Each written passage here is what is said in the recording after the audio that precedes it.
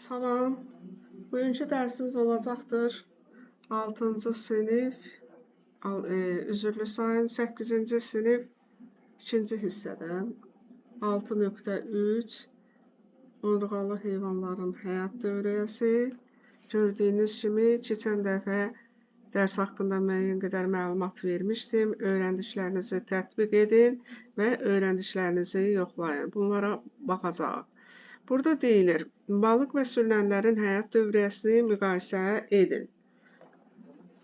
Bildiyiniz kimi həyat dövriyyəsi ziqot yarandığı andan başlayaraq yetkinliyə, yəni yetkin orqanizmə gəlib çatması və növbəti nəslə başlanğıc verməsi hesab olunur. Baxırıq, burada verilibdir, balıq və sürünənlərin həyat dövriyyəsini müqayisə edin. Bildiyiniz kimi, bunlar hər ikisi cinsiyyətli yolla çoxalır, ziqot əmələ gətirir. Bunların hər ikisinin oxşar cəhəti yetkin fərdə malik olmalarıdır. Fərqli cəhətlərinə gəlincə, balıqlar bildiyiniz kimi su mühitində, balıqlar çürü tökürlər, mayalanma su mühitində, yəni bədəndən xaricdə, ətraf mühitdə, xarici mühitdə mayalanma həyata keçmiş olur. Odur ki, çürüdür, rüşeyimin inkişafıdır. Sonra rüşeyimin inkişafından süfrə əmələ gəlir, ondan körpə əmələ gəlir ki, bütün bunlar hamısı su mühitində ardıcıl olaraq həyata keçmiş olur. Nəhayət onlar yetkin fərdə gəlib çatıb, yenidən nəsil verməyə başlayırlar.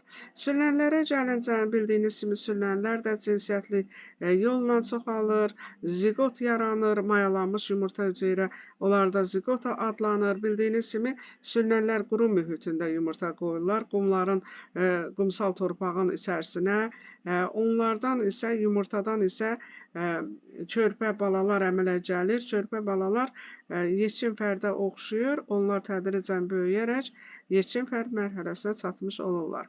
Müzakirə edin, soruşulur. Plasentalı məməllərin həyat dövriyyəsi balıq və sürünənlərin həyat dövriyyəsindən nə ilə fərqlənir? Bildiyiniz kimi, plasentalı məməllərin həyat dövriyyəsində düzdür, bunlar da cinsiyyətli yolla çoxalmadır. Bunlarda da deməli, qametlər yaranır, ziqot yaranır. Bunlarda da deməli, balıq və sürünənlərdə olduğu kimi plasentalı məməllərdə də ziqot yaranır. Mayalanmış yumurta hüceyrənin inkişafı isə onlardan fərqli olaraq xüsusi əzələli orqan olan balalıqda həyata keçirilir. Balalığa düşən rüşeyimin hissələrinin xarici, deməli, qırşasının bir hissəsi balalığın divarına, kaplyarlarına, yəni əzəllərinə daxil olaraq orada həm oksigenlə təminatı, həm də qidalı maddələrlə rüşeyimin deməli, təminatı həyata keçirilir. İnkişafın sonraki müddətində isə rüşeyimdən döl əmələ gəlir. Döl isə cift adlanan və yaxud plasenta adlanan xüsusi, deməli, xarici qırşadan əmələ gəlmiş hesab olunur ki, o isə dölü bilavasitə qanla, qidalı maddələrlə təmin edir ki, belə ki, dölün qan dövranı ananın qan dövranından fərqli olur. Balıqlarda və sürünənlərdə isə bildiyiniz kimi belə bir xüsusi orqan yoxdur. Balıqlar çürü tökür, xarici mühitdə mayalanma gedir və yaxud da ki, sürünənlər yumurta qoyur qumsal torpağa və s. Bu xüsusiyyətlərin üstünlükləri və çatışmamazlıqları nədən ibarətdir?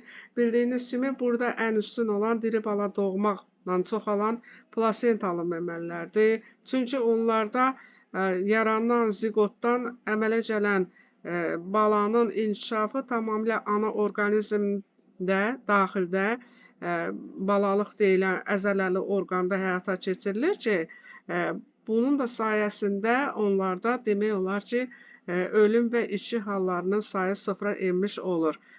Amma digər balıqlardır, sürünənlərdir, onlara isə balaların əmələ gəlməsində xarici mühitin amilləri daha çox təsir göstərmiş olur. Üstünlükləri dedik ki, diri bala doğmaq, balanı xüsusilə qayğı göstərmək, onun qayğısına daha çox qalmaq və yaxud da ki, çatışmamazlıqları isə ondan ibarət olacaqdır ki, plasentalı məməlilər az bala verirlər, balıqlar və sürünənlər isə daha çox yumurta qoyur və yaxud da ki, onlarda daha çox cinsiyyət hüceyrələri əmələ gəlmiş olur. Öyrəndiklərinizi yoxlayın. Burada birinci soruşulur ki, kisəli məməlilərlə plasentaların əsas fərqi hansıdır? Bildiyiniz kimi, kisəli məməlilərə biz kengurunu misal göstərdik. Onlarda demək olar ki, rüşeyin bala doğulur, balanın inkişafının tam hala gəlib çatması isə ana orqanizmdə olan kisələrdə həyata keçirilmiş olur. Plasentalı məməlilərdə isə balanın tamamilə formalaşması, inkişafı dişi fərdin bədənində həyata keçirilmiş, ana orqanizm bədənində həyata keçirilmiş olur. İkincili soruşulur buradan plasentalılarda rüşeyimin inkişafı, kisəlilərin rüşeyiminin inkişafından nə ilə fərqlənir? Qeyd elədik ki, plasentalılarda rüşeyimin inkişafı həyata keçməsi üçün xüsusi əzələli orqan mövcuddur ki, istərsə rüşeyimin inkişafı, istərsə də dölün inkişafı həmin balalıqda həyata keçirilir. Bunlarda isə qarın tərəfdə əmələ gəlmiş dəri kisənin içərisində rüşeyimin deməli inkişafı demək olar ki, tamamlanmış olur. Belə ki, onlar kisəllər rüşeyin bala doğurlar və o rüşeyin bala tam inkişaf etmək üçün kisəyə düşmək lazım gəlir ki, orada da onlar inkişaf edib böyüyürlər. Nə üçün ördək burunun məməlilərə yox, sürünənlərə və quşlara daha yaxındır? Ördək burun bax bu şəkildə gördüyünüz, təsvir elədiyi olunan heyvandır. Bildiyiniz kimi bunlar yalnız məməlilərə ona görə aid olunur ki, balalarını südlə bəsləyirlər. Onlarda dəridə süd vəzləri var. O deməli onların məməlilərə aid olmasına əsas verir. Yalnız qeyd eləyək ki, quşlar və sürünənlərdə olduğu kimi bunlarda yumurta qoyurlar və yumurtanın üzərində müəyyən qədər bir neçə gün quşlar kimi kürt yatır və yaxud da ki, balanı çıxartmış olurlar. Bu xüsusiyyətlərinə görə onlar bir-birindən fərqlənmiş olur. Bu qədər, sağ olun.